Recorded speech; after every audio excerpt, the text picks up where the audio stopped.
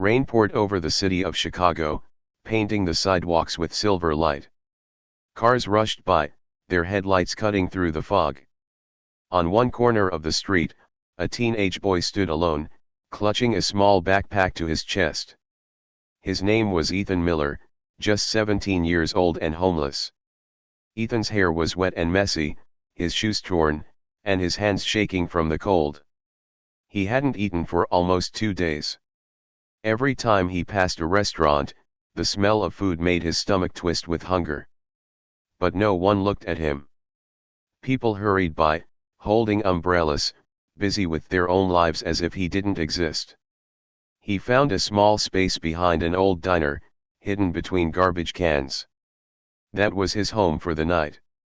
He pulled out a thin blanket from his bag, laid it on the wet ground, and tried to sleep.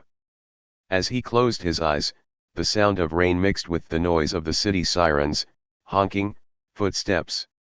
But in his head, he only heard one thing: his mother's voice from years ago.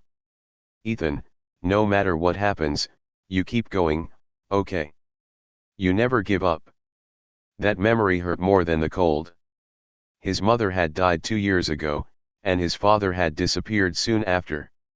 Since then, Ethan had been on his own. Some days he cleaned cars, other days he begged for coins. Most days, he got nothing. A police car slowed down near the alley. The officer rolled down the window and shouted, "Hey kid! You can't sleep here. Move along." Ethan sat up slowly, his eyes tired but calm. "I'll go soon, sir," he said softly. The officer looked at him for a moment and sighed.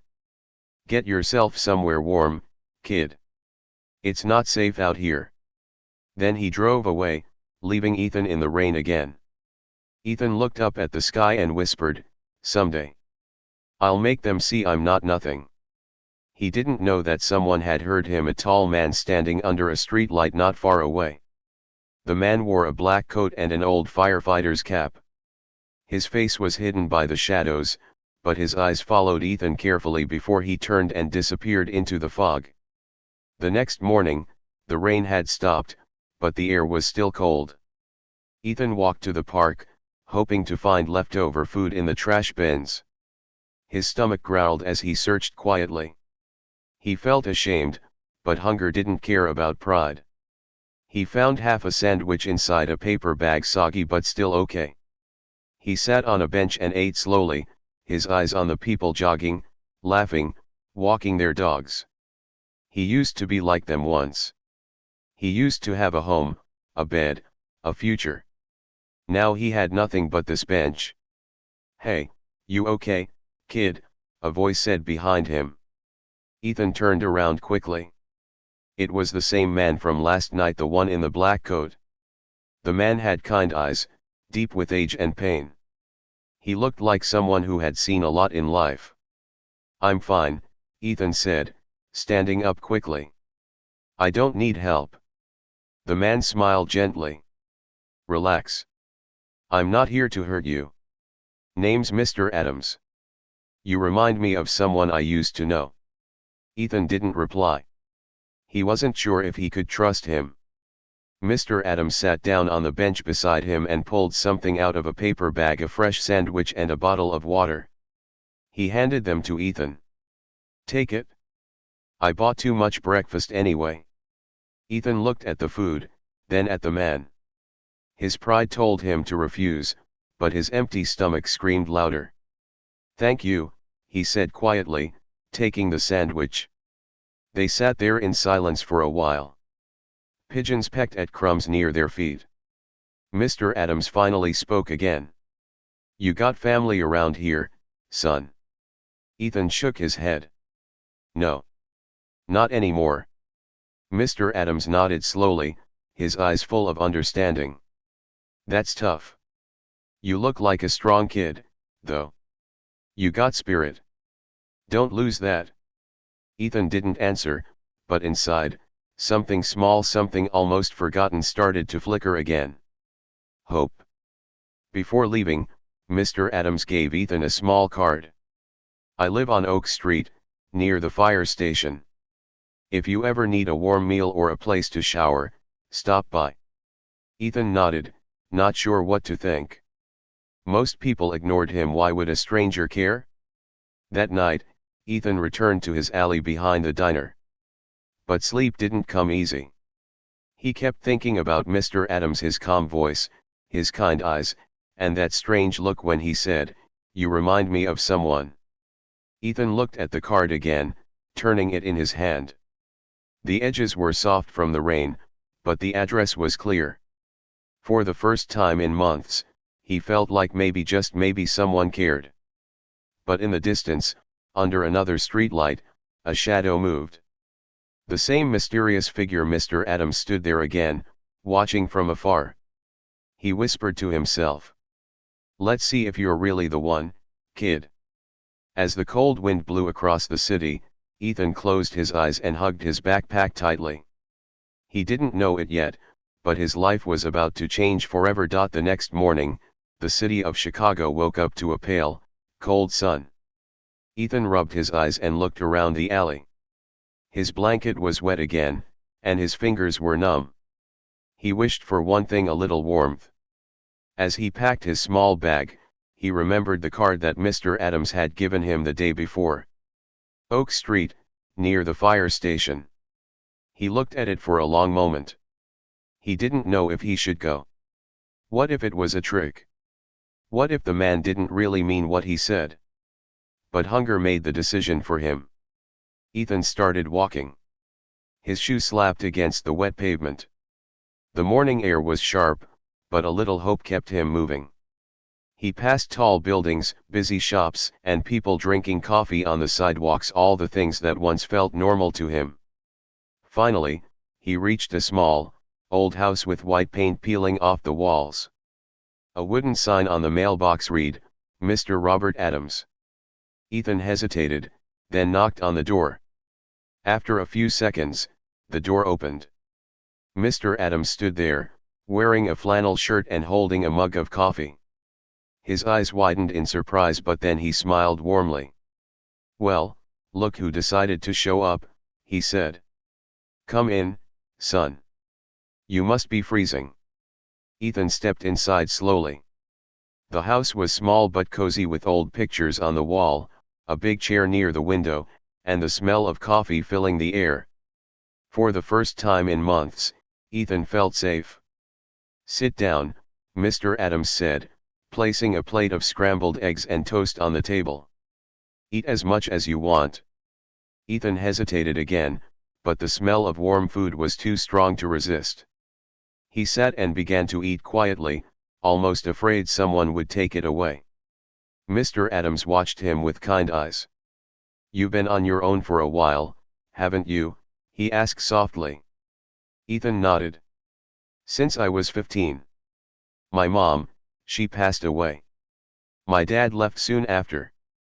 Mr. Adams sighed deeply. "I'm sorry, son. Nobody your age should go through that."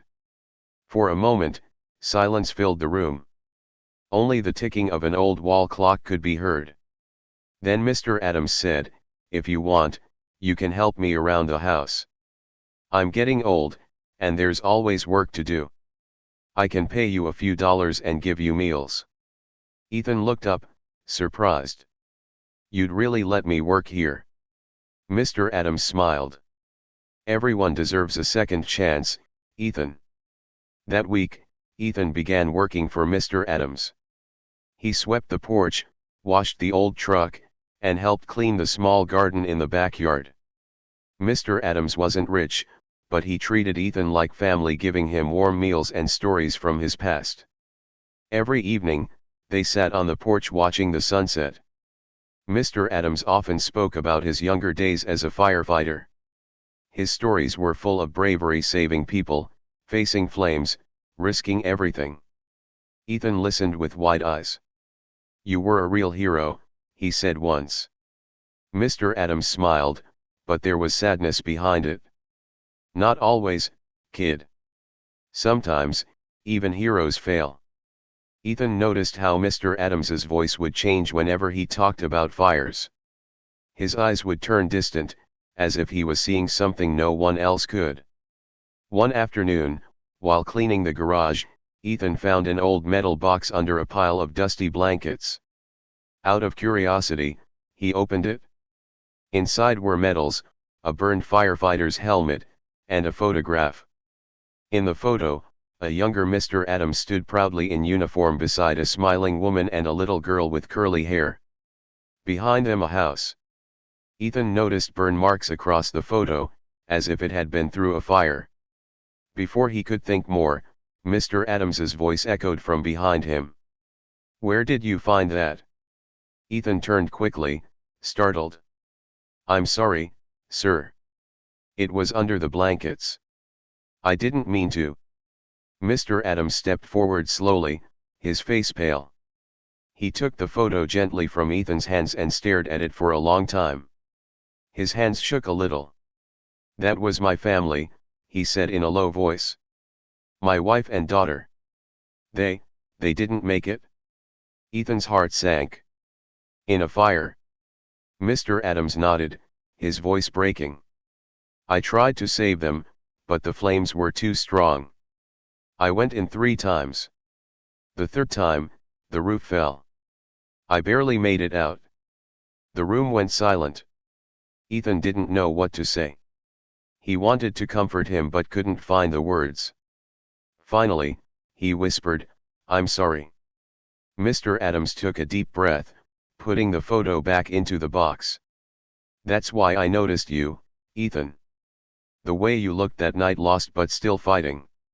You reminded me of my daughter. She never gave up either."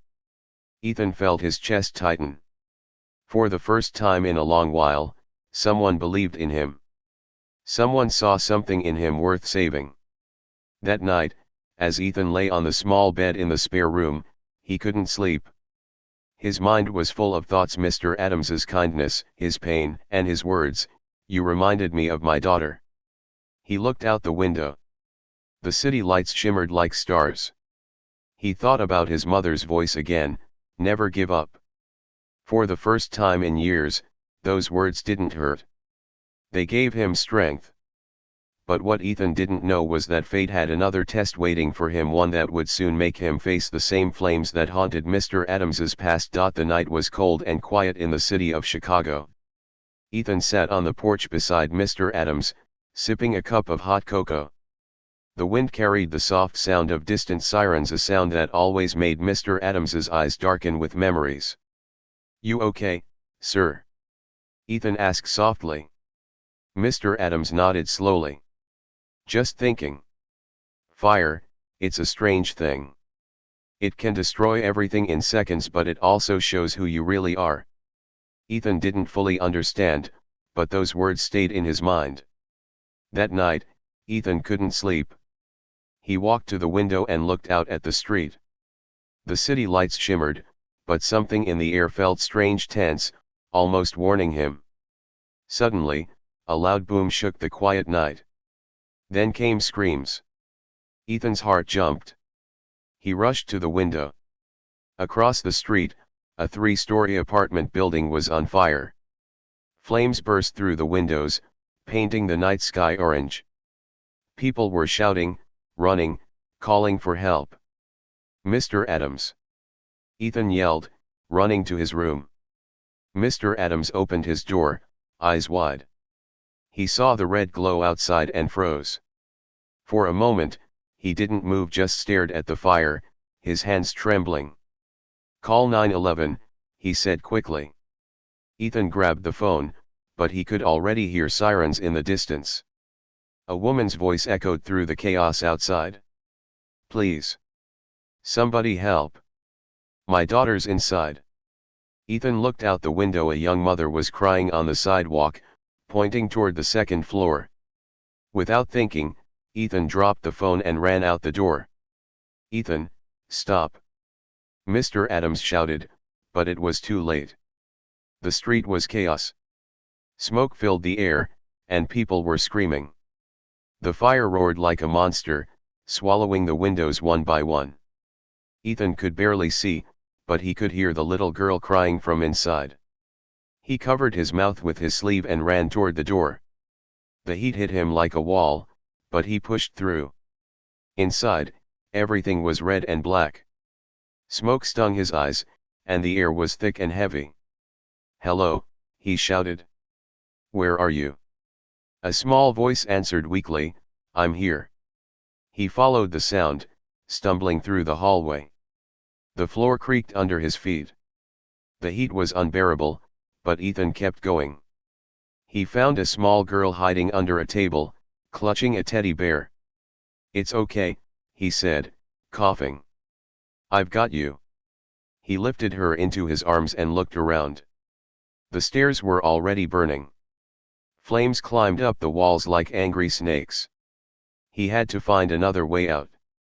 He spotted a window at the end of the hallway. He ran toward it, kicking it open with his foot. The smoke poured out as fresh air rushed in. He looked down. It wasn't too far to jump. "Close your eyes," Ethan said. "Hold on tight." He jumped. They landed hard on the grass below, rolling across the ground. The girl started crying, but she was safe alive. The crowd gasped. The mother screamed with joy, running to her daughter. "Oh my God! Thank you! Thank you!" Ethan tried to smile, but his legs gave out. His hands were burned, and his lungs hurt from the smoke. He collapsed to the ground as sirens filled the air. Fire trucks arrived, flashing red lights across the street. Moments later, firefighters rushed in to control the blaze. Mr. Adams pushed through the crowd, his eyes searching desperately until he saw Ethan lying on the ground, coughing. "Ethan," he shouted, kneeling beside him. "You're crazy, kid. You could have died." Ethan coughed, barely able to speak. She was just a kid.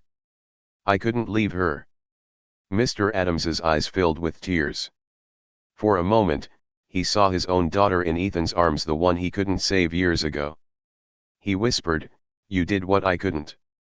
The firefighters finally put out the flames. The little girl was safe, and the mother couldn't stop thanking Ethan. People started recording with their phones, calling him a hero. But Ethan didn't hear them. He was too tired. Too weak. "Stay with me, son," Mr. Adams said, holding his hand tightly as the ambulance arrived. Hours later, Ethan woke up in the hospital. His hands were bandaged, and oxygen tubes rested under his nose. The white ceiling above him felt unreal, like a dream. The door opened, and Mr. Adams walked in.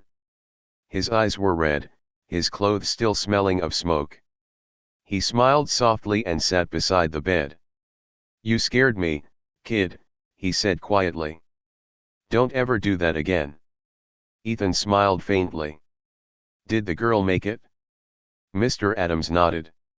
"She's fine. You saved her life."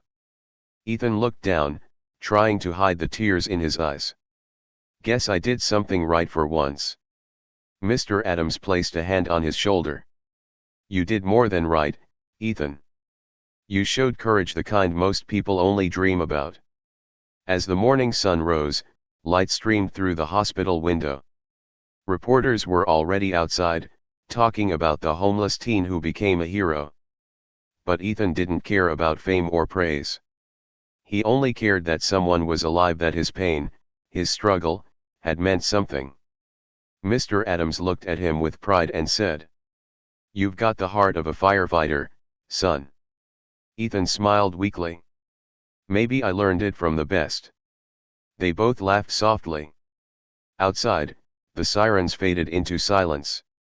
Inside, two broken souls, one haunted by his past, the other searching for his future, had found something rare and powerful between them, hope. But what neither of them knew, was that this fire was just the beginning. The real test was still to come, and it would reveal a truth that would change both their lives forever. Soft sunlight poured through the hospital window. The white walls were quiet, broken only by the steady beeping of a heart monitor. Ethan Miller slowly opened his eyes. His body ached, his hands were wrapped in thick white bandages, and his throat burned when he breathed. But he was alive. He turned his head slightly and saw Mr. Adams sitting beside him, half asleep in the chair. His face looked tired, his eyes red, but there was peace in them, a peace Ethan had never seen before. When Mr. Adams noticed him awake, he smiled.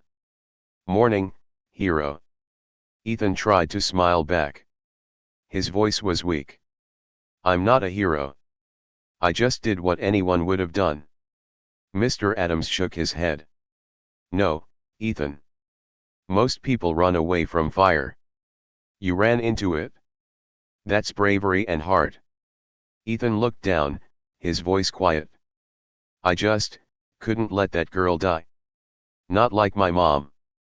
Mr. Adams placed a hand on his shoulder gently. "You saved her. And maybe, you saved me too." Ethan frowned a little. "What do you mean?" Mr. Adams took a deep breath, his eyes drifting toward the window. For a long time, he didn't say anything.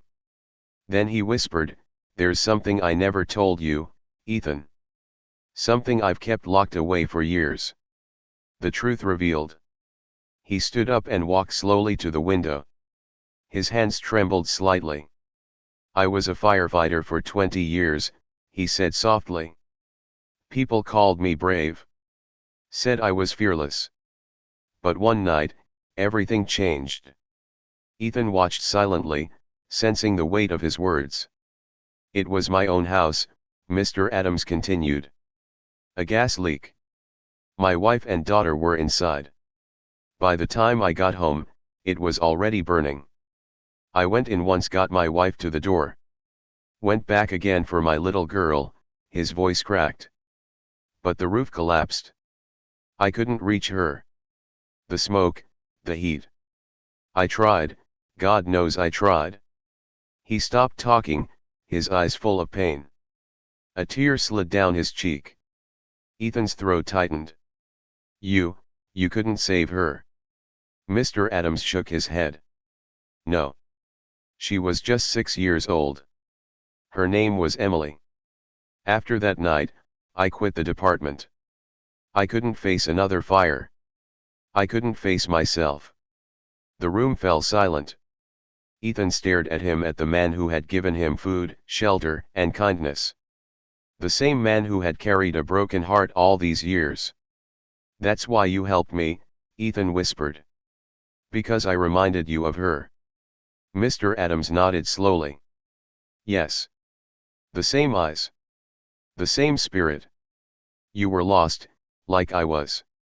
I thought maybe, if I could help you, I could finally forgive myself." A moment of gratitude. Ethan blinked away tears. "You did help me, sir. Before I met you, I thought my life was over. But you showed me that I still had worth." Mr. Adams smiled faintly. "Maybe we saved each other, kid." A nurse entered with a small TV remote. "You might want to see this," she said, turning on the news channel. The screen showed a reporter standing in front of the burned apartment building. The headline read, "Homeless teen risks life to save child, a true hero." The video played shaky phone footage showing Ethan jumping from the second floor with the little girl in his arms. People were screaming, fire trucks flashing red lights. Then came a short clip of the girl hugging him, crying, "He saved me." Ethan stared at the screen in disbelief. "That's me." Mr. Adams chuckled softly. "Looks like the whole city knows your name now." The reporter's voice continued, "The mayor's office has confirmed they'll honor Ethan Miller with a city award for bravery, and several organizations have offered him scholarships to continue his education." Ethan's eyes widened. "A scholarship? For me?" Mr. Adams nodded proudly. "You earned it, son." The visit. A knock came at the door. The nurse opened it, and the little girl Ethan had saved walked in with her mother. She carried a small bunch of flowers and a handmade card that said, "Thank you, my hero." The mother's eyes were full of tears. "We just wanted to say thank you again, Ethan. You saved my baby." I can never repay that. Ethan tried to sit up, smiling weakly. You don't have to. Just seeing her smile is enough. The little girl gave him the flowers. You're the bravest person I know. Ethan looked at Mr. Adams, who smiled proudly but quietly wiped a tear from his cheek. That moment, simple, pure, and full of meaning, healed a part of both their hearts. The promise. Later that evening, as the sun went down, Mr. Adams stood by Ethan's bed again. When you get out of here, he said softly, I want you to promise me something. Ethan looked at him. What's that? Promise me you won't waste this chance. You've got a gift: courage, kindness, heart. Use it. Make something out of it. Ethan nodded firmly. I promise. I won't give up, not anymore. Mr. Adams smiled and placed his firefighter medal on Ethan's bedside table. This was mine, he said. Now it's yours. You earned it. Ethan picked it up carefully, staring at the shiny surface.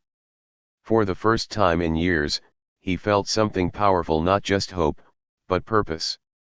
That night, as Ethan drifted to sleep, Mr. Adams looked at him one last time before leaving the room. He whispered, Emily. I think I finally kept my promise. He walked out quietly, the weight of years of guilt slowly lifting off his shoulders. Inside the room, Ethan slept peacefully, the medal glinting in the moonlight beside him. He had no idea that this was only the beginning of his new life, a life where he would turn pain into power, and kindness into strength. A few weeks passed since the fire. The city of Chicago had returned to its busy rhythm: cars honking, people rushing, lights glowing through the cold nights. But for Ethan Miller, everything had changed. He stood outside the same hospital that had once been his second home. His bandages were gone now, though small scars remained on his hands, silent reminders of the night that had changed his life forever. As he looked up at the sky, he felt something he hadn't felt in years: peace. The award ceremony. A few days later, Ethan was invited to City Hall. The mayor himself was there, standing at the podium. Cameras flashed, and reporters filled the room. Ethan felt nervous. He wasn't used to people watching him. When his name was called, the crowd clapped loudly. Ethan walked to the stage, wearing a simple shirt and jeans, still shy but proud. The mayor smiled warmly as he handed Ethan a shiny medal. Ethan Miller, the mayor said into the microphone, you remind us all that true heroes are not born from comfort, but from courage. You risked your life to save another. This city honors you today. The applause echoed through the hall. Ethan looked down at the medal in his hand, the second one he had ever received. The first was from Mr. Adams, the man who had changed his life. When the ceremony ended, reporters surrounded him with questions. Ethan, how does it feel to be a hero? One asked. Ethan smiled softly. I'm not a hero. I'm just someone who didn't give up. Another reporter asked, what's next for you? Ethan paused, then said with quiet confidence, I want to help others, kids like me, who have no home, no family. They need hope. Because someone once gave it to me. A new beginning. Weeks later, Ethan stood on the same street where he used to sleep, behind that old diner, beside the garbage cans. But this time, he wasn't there to survive. He was there to help. With donations and support from the city, Ethan and Mr. Adams had started a small organization called the Phoenix Shelter. Their mission was simple: to help homeless teens find food, safety, and a second chance. The shelter was built in a renovated warehouse, with bright walls, warm beds, and a big sign at the entrance that read, Never give up, you are not alone. Ethan walked through the rooms, talking to the kids' young faces full of fear, sadness, and hopelessness. He saw himself in all of them. Hey, you doing okay? He asked one boy who sat alone with a blanket. The boy shrugged. I don't think I'll ever be okay. Ethan smiled gently. I used to think that too. But trust me, things can change. You just have to keep going one step at a time. The boy looked up, hope flickering in his eyes for the first time. Mr. Adams's legacy. One evening, Mr. Adams came to visit the shelter. He walked slowly, his cane tapping the ground, his face glowing with pride. Ethan ran to greet him. "Looks like you made something beautiful here," Mr. Adams said, looking around. Ethan smiled. "We made it together." Mr. Adams nodded, his eyes warm. "You kept your promise." Ethan looked at him seriously. "You kept yours too. You gave me a life, Mr. Adams. I'll never forget that." Mr. Adams chuckled softly. "Just promise me one more thing, son." "What's that?" Ethan asked. "Promise me that when you help others, you'll remind them it's not about where you start. It's about where your heart takes you." Ethan smiled. "I promise." They shook hands firmly, the way a father and son would. For both of them, the pain of the past had turned into something powerful, healing. Full circle. Months later, a light snow covered the city. Ethan walked down the street carrying a box of warm food and blankets. He stopped near a corner, the same place where he once slept, hungry and forgotten. A homeless man sat there now, shivering under a thin jacket. Ethan knelt beside him and handed him a meal. "Here," Ethan said kindly. "You're not alone." The man looked up with tired eyes. "Why are you helping me?" Ethan smiled softly. "Because someone once helped me." As he walked away, he looked up at the sky, snowflakes falling gently, the city lights glowing above. His scars still burned sometimes, but now they felt like medals of strength. He remembered his mother's voice, the one that had stayed with him through every dark night. "No matter what happens, you keep going. You never give up." He whispered to himself, "I didn't, Mom. I never gave up."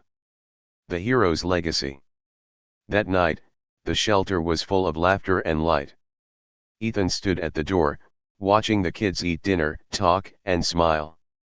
For the first time, they weren't scared, they were home. Mr. Adams's firefighter medal hung on the wall beside Ethan's own city medal. A small plaque below them read, "In memory of Emily Adams and every life that sparks hope from ashes." Ethan touched the medals and smiled. "We did it, Emily. We all did." As the camera would slowly zoom out, if this were your video scene, Ethan's voice could be heard softly. "Heroes aren't born with power or fame. They're made from pain, kindness, and never giving up even when life burns around them. I was homeless once. Now, I help others find their home. This is my promise, the hero's promise." The screen fades to black as gentle music rises, soft piano, full of warmth and hope, inspired by true stories of courage. Never give up. Share hope. Sparkles at Hope Core Stories.